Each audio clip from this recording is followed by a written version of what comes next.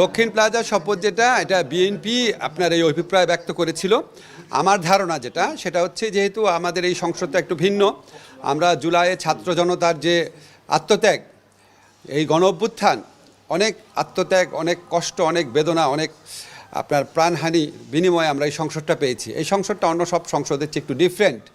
তো এইটাকে আর তাছাড়া এই সংসদ প্রাঙ্গণে আপনার অনেকগুলো ঐতিহাসিক ঘটনা ঘটেছে। আপনারা জানেন জুলাই ঘোষণা, জুলাই সনদ, এই দুটাকে ঘিরে যে অনুষ্ঠান সেটাও সংসদেই আপনার আয়োজন করা হয়েছিল। এই সংসদে সাউথ প্লাজাটা আমাদের কাছে আরও বিভিন্ন কারণে স্মরণীয়। আমাদের প্রয়াত নেত্রী বেগম খালেদা জিয়ার জানাজা হয়েছিল, এটার পাশে জায়গাতে আমাদের যে সবার প্রিয় শহীদ ওসমান হাদির জানাজা হয়েছিল। তো এটার একটা অনেক স্মৃতি জড়িত আছে এখানে।